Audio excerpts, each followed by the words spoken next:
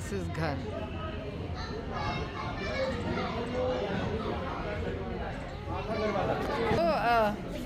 So, what's your name?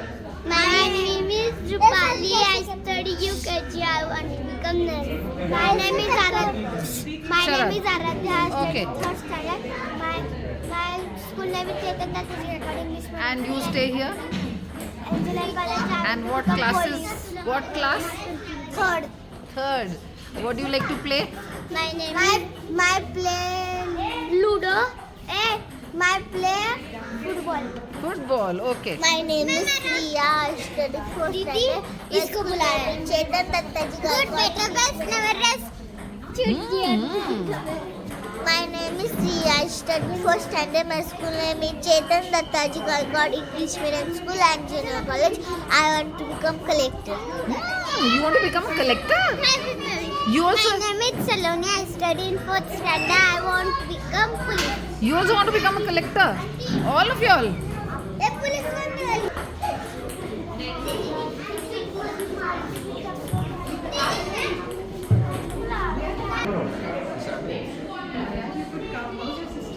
This is a plaque which shows the founder, Colonel Mickie Uberoi.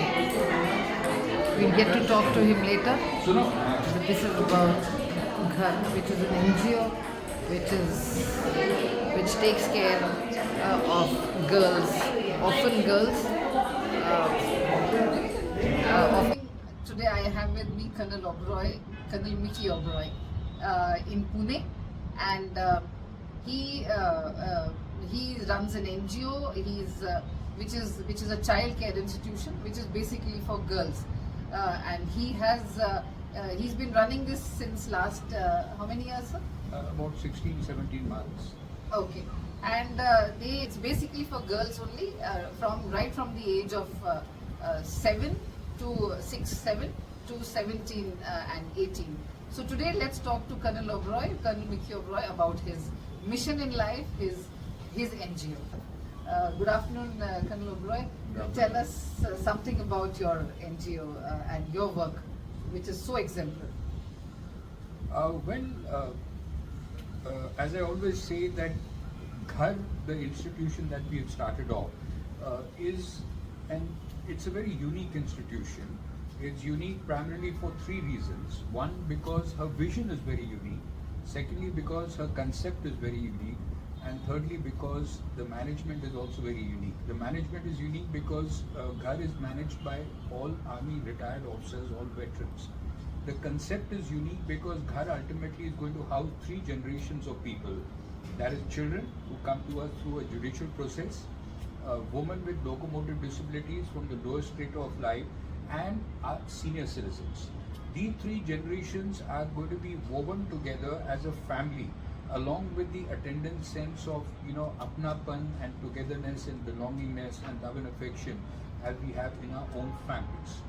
As far as the home for women with locomotive disabilities is concerned, these are going to be women from the lower strata who are going to be wheelchair bound. So we will look after them in all respects, including imparting them skill training and trying getting them mainstreamed in society. Those who don't, we will gainfully utilize them in GHAR itself, so that at the end of the day, they have confidence, they develop confidence, they have a purpose in life, and at the end of the day, they must feel that despite their disability, they are no lesser than someone who doesn't have a disability. What's more, since they may not be able to get married and have their own children, so they'll have this ready-made band of daughters that they can mother. Because the feelings of motherhood are there in everyone, every woman. As far as our core activity is concerned, that is the child care institution, which popularly is known as an orphanage. We have girls who are, legally between 6 to 18 years of age. Right now, there are 30 girls that we support. So our vision is to hold the hands of these girls and help them climb up the tallest mountains. GHAR is not, in a sense, a typical orphanage where we are just providing shelter and security and basic clothing and basic nutrition and basic education to the girls. GHAR is a GHAR, it's a home, it's a family, along with the attendant sense of love and affection, of bonding, not only amongst the girls, as if they are actual biological siblings, but also with the staff who's out here and us. For us, the girls are our own daughters. So our focus, our orientation, our thinking is only and only directed in one direction, that how do we take our girls ahead in life. Our vision is that these girls must ultimately become agents of change. Like I said, like we are holding the hands and helping them climb up the tallest mountains. In times to come, our expectation is that they too will hold the hands of others and help them climb the tallest mountains. So GHAR is about giving our girls purposeful, meaningful and fulfilling lives, and them learning how to use that to make an impact and a difference in the lives of others. So how do if we... I can just interrupt, I mean, how did this idea, the very idea come to you that you're going to do transiting from the army life? So did it? How was it a divine kind of? No, not at all. Not at all. I think that nature molds each one of us differently, and I think I was molded a little differently. Who always had that desire to. I do feel very strongly about equality and justice. I believe that the Creator has created us as equals. It's not the fault of a child that she is born on the footpath, and merely because she is from a lower strata or from the footpath doesn't mean that child is a child of a lesser god, or he or she is lesser human than us. So I've always had that sense of equality amongst human beings. We are one species. We are not like dogs and cats and birds and snakes where there are multiple, maybe thousands of species. We are just one Homo sapiens. So I look at people and humans from that light. I think from the manner in which nature looks at us as one species. And why should people from the lower strata or the ones who are vulnerable, who need care and protection, why should we not do something for them? So it is not something that came as a divine thought in my mind. I don't think that I was just made that way.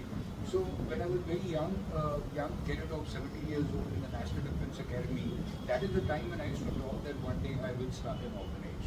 And over the years, that thought never went away. And about 12-13 years back, when the time came, the thought kept on erupting within me. Believe me, I tried everything to bottle it and subjugate it, because age was not on my side, and there was a money going to come from. I retired from the army, but it was a thought that refused to go away. There was a huge conflict between my heart and my mind, and there was problems in my family too, because they thought I'm crazy. Age is not on my side. Where is the money going to come from? But ultimately, I think that conflict was settled with my heart leading the way, and I said, "Come what may, I'm going to do it." So I'm again a type of person who does believe that follow your heart. It can never be wrong. Of course, the path is that much more arduous and difficult when you follow your heart. But I think the satisfaction at the end of that journey is also immense. Because GHAR is not just an orphanage. GHAR is about completely changing the course of the rivers. Completely changing. It's a different concept totally. It's a totally different concept. Yeah, where everyone, all these children are absolutely like your family, as I see, and you've been bringing them up like your own children. So it's more related to heart than to just the concept of doing a social service for them. As I also see, Colonel Uberoi, that the infrastructure is also very modern and absolutely very comfortable. How do you, when you say that you started it all on your own, and possibly you didn't have any help otherwise also, so did people just fall in? What are the difficulties that you must have surely faced while you started the entire? Well, it's not been an easy journey. The first problem was that we had this plot of land with 12 tenants on it. And how do you evict 12 tenants? So they refused to leave, so I had to file cases against all of them. It multiplied into innumerable cases. 3 times they went to the High Court, but I didn't give up. And I fought all the cases in person. I didn't hire an advocate, and I'm not a qualified lawyer. But I was very focused that this land is meant for this institution. So finally we did win the cases, and that's how this institution came out. The second issue was the issue of the money. So it's a big project, it has costed a lot.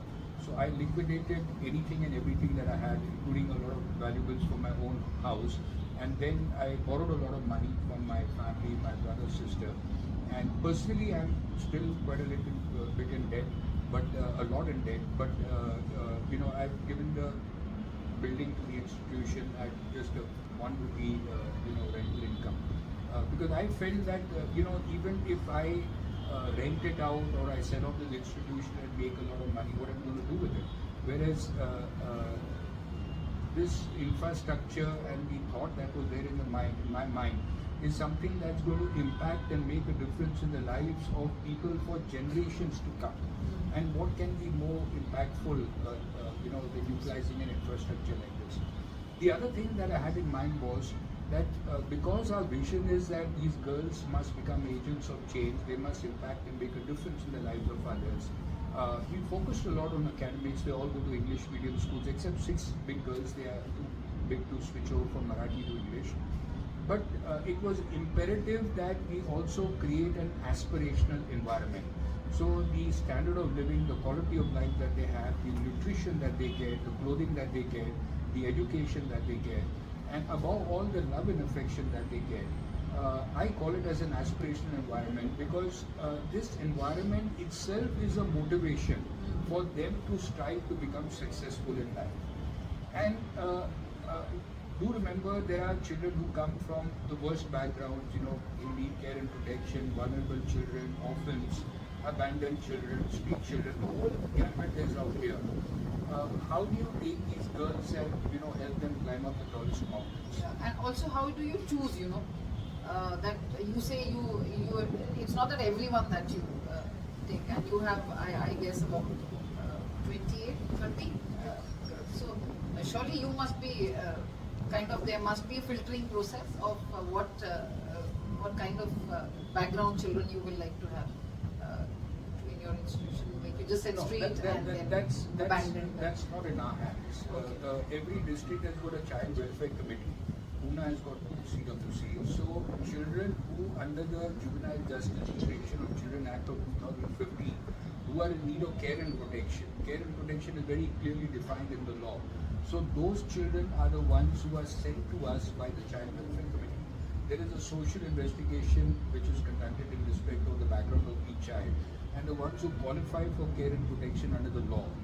Basically, an institution like an orphanage is meant for those children who have nowhere to go. So it's the final kind of bastion for a child. If you find an abandoned child on the footpath, or if you have an orphan from a poor family and they have relatives but no one is willing to take care of them, they have no choice but to land up in an institution. So GHAR is for those children who have no other option. So it's either nowhere or in an institution. But there are many. I think the society has many children like this. You see umpteen street children and other places also. Even hospitals you find these abandoned small children. But you have a limited capacity, and it's your way of choosing. No, we can't. It's the Child Welfare Committee that sends children. Okay. Once you say till they are 18, they are with you. So that's when you support them academically, financially, their overall development. What after that? Well, we are very clear. This is legally it's an orphanage. Childcare institution is what the government calls it now. But for us, it's a family. So we don't look at these girls as outsiders. We look at them as our own daughters. GHAR is a family. And I'm proud of saying it. I love saying it. It's a family because we look at them like our own children. So when we do consider them as our own children, we don't abandon them after 18 years. So we will take care of them till the time that they finally finish. After 18 years, they'll be out of the system because they'll be adults. But we will continue to support them till the time that they finish their education, become financially independent, they settle down. They are deeply bonded to GHAR. Not only amongst themselves as siblings or sisters, but also to the home, GHAR. So ultimately, whichever part of the world they are in, this is their home. And as I always say, कि शादी के बाद भी उनका मायका ही होने वाला है. So I think all the girls share that sentiment. कि ये हमारा घर है, ये मेरा घर है, and that's what we want because this has been made for them. It's not made for me or my family. It's made for them. So they must have that sense of belongingness, that feeling, and they have it. Okay. And I've also heard that they are all going to top schools of Pune. So if you can name, I mean, you can tell us, which schools are they actually going to? Yeah, what we do is that, as I mentioned, that if I slightly elaborate, there are a lot of girls who come who have never been to schools, and they're quite ahead in age, 10 years old, 8 years old, 7 years old. So it is a difficult task in respect of these children. So we have a school which is not too far away. It's an English medium school. The principal is very accommodative. So even the girls who come mid-session, August, September, October, we send them there. It's an English medium school. We have 8 tuition teachers. So after they come back from school, there's a continuous, a stream of tuitions that they have. They have a very, kind of tight routine. And then the children who perform well, once they have, even if they are admitted in November, December, within 3-4 months we come to know from the teachers, we get a lot of feedback. Then we start upgrading them to the best schools of Pune. We have a number of girls that go to Army Public School, St. Joseph's Convent School, which is again a very reputed school. A child that goes to Kendra Vidyalaya. Next year probably someone is going to help us to get some seats in Bishops. So we look for those girls who are young and who have that, pride in studies, because upgrading them to CBSE, ICSE schools is not easy for them. If the curriculum is much more tougher.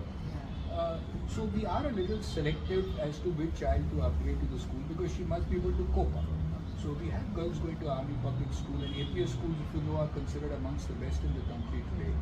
So, and I'm sure that these girls do have that sense of responsibility that we have reposed a lot of faith and trust in them, and they too will not let us down. Because it's ultimately their future, and that is what is being shaped. Absolutely. So if I may ask, have you faced any legal hurdles, your challenges that maybe you faced bringing them up or getting them in? Not exactly, but there was a phase out here, I think it's there in probably all NGOs, where certain children who do not need care and protection, they have single parents and they are fully capable to look after them, but somehow, some of these parents are unfair and completely against the best interest of the child. They have feelings for their children, they love their children. There are no cases of sexual abuse or assault. They have a normal mother-daughter relationship, but some of these people manipulate the system and they get their children admitted. That I think is not only grossly illegal, but it's grossly wrong. So we did face this situation. We had a number of girls who landed up in this way. Since we were a new institution, we didn't come to know initially, but as we came to know, it was quite a shock to us. It took us some time. It was, frankly speaking, we had to really, take up strongly the matter with the system, because the system is like that. And finally, we did get quite a few girls restored who should never have been out here. And not only for the reason that their admission was, totally illegal, but keeping aside that, more importantly, it was a grave injustice to the child. When a child has got a home, she's got a biological mother, the mother is doing well, she's capable, she's financially sound, she has love and affection for the child. Considering it a free hostel and admitting her in an institution like this is grossly wrong. Because the world over, it is recognized that institutionalization is a measure of the last resort. Because the individual needs and the development of a child can best be met in a family. And our law says the same thing. The whole law is oriented that a child should be in a family, right? Because no institution in the world can replace a family. So these are unfair admissions that did take place. It happens in all institutions.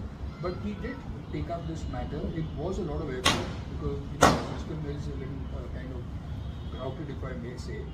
But upper senior people, women and child welfare department, they helped us out. And finally, I think keeping aside the illegality of their admission, what was more important is that the girls got justice, that they got to go and stay with their own families, which is their right as per the law. So I'm sure there are a lot of, each case is a different case, and if you would like to share with us, some some story of some child which you feel is actually, which is very touching, and you felt that this one is someone who really deserves to be here? I'm sure there are a lot of them, but if you can tell us one of No, them. all the girls out here are now the deserving category. There's not a single girl who doesn't deserve to be out here. They're gone. Yeah. Right? So these girls are, we have girls who have lost both their parents, and we have in fact 3 sisters who lost both their parents to COVID within 10 days. The father died on 8th November 2020, the mother died on 18th November. We've got sisters whose parents were brutally put to death. So you have these kind of cases. We have abandoned children who were found by the police, begging on the roadside, rat picking. We've got children whose mothers are, mentally not sound. They are themselves rat pickers, and they beg for alms, and these kids were doing so likewise. So each girl is got a background, and with some of these girls, we do have a problem initially because they do have behavioral issues.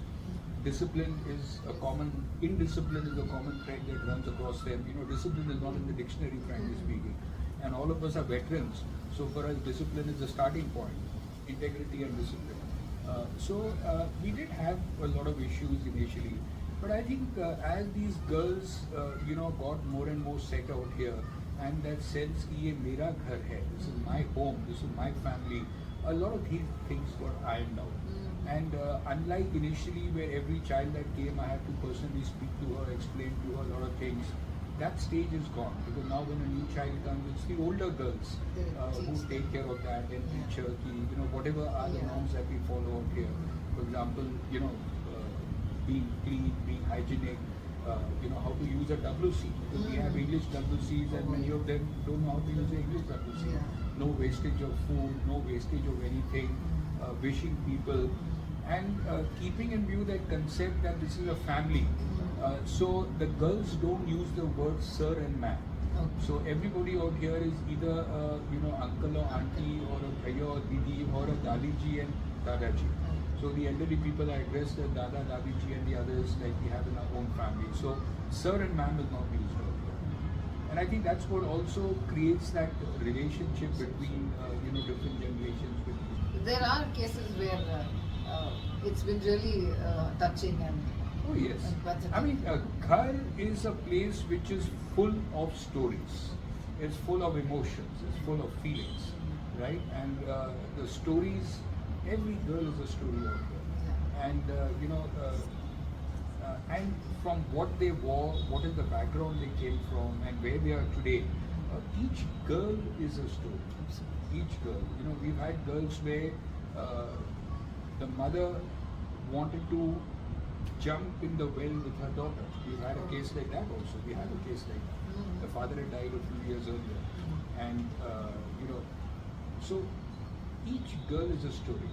And considering the background that they come from, the charm of the story is the progression they have made from their background to where they are now. The way they have dovetailed themselves, the way they have transformed themselves. GHAR is not just about shaping their lives. GHAR is about completely changing the course of this. I mean, you've met the girls, you see the way they are dressed up, the confidence they have no inhibitions. We never disclose the background of the child, that's strict confidentiality. But I can assure you, many of them are from the worst possible background you can imagine. And I see them right now I see them well dressed and very proud of themselves, and they all are very happy lot. They are. So I think all that comes from the environment and the love that you so now to many of them whom I talked, I heard somebody saying she wants to become a police officer, someone wants to become a collector, as they say, or an army officer. You think you can take them to that end where they've maybe set their goals? Well, just to give you a little prelude to that, we use how do you take a child who's come from the worst background and motivate the child to climb up the tallest mountains. So unlike a home where the parents will put a child in the best school and then keep motivating and pushing and put in the ears of the child to take it back, yeah, ye karo, wo karo, we do the opposite. What we do is that we expose them to a new world so that their aspirations go up. And once their aspirations go up, then the drive within them to succeed comes. So as you rightly said, now when you ask the girls, many will say army officer banna hai, IAS officer banna hai, doctor banna hai. Someone will say mereko pilot banna hai, and one girl says air hostess banna hai. None of us have told them that. We don't tell them at all. But because we expose them to a new world, we've taken them, our girls have performed twice in the Symbiosis Auditorium in Viman Nagar in front of an audience of 500-600 people. We've taken them to numerous institutions. A few days back they went to the office of Microsoft. In a few days we are taking them to another big company. We've taken them to many army establishments. Now on 28th November we are taking them for the passing out parade in NDA. So they've attended summer camps with defense personnel children, horse riding, swimming, trekking, the works. So because they get this exposure, they get to see a new world. And when they get to see a new world, aspirations in them come. And that's what creates that drive in them to succeed. So I'm not saying all of them are going to, reach the top of the mountain. We do have kids who are brilliant. We also have kids who are not as intelligent. But our endeavor is that whatever is the potential the child has in whatever field, if someone is not too good in academics, but the child has got a talent in say music or in dance or something of that sort, we must facilitate and give every opportunity to that child to realize her potential in that particular field. So it's not just about, we've got 8 tuition teachers out here. I mean, it's quite a tight routine they have. But besides that, we also focus on dance. They have yoga regularly. They have dance every weekend. They are learning sports. Even during the summer vacation, they were learning football. So an overall development is what we are looking at, to shape them as all-round, adults. All the best to you. Thank you, and may you grow and expand and make the girls realize their girl power. I think you're doing that directly, indirectly. Thank you so much for talking. Thank you, ma'am. Library, there's a TV here, there are books here. The infrastructure is the best.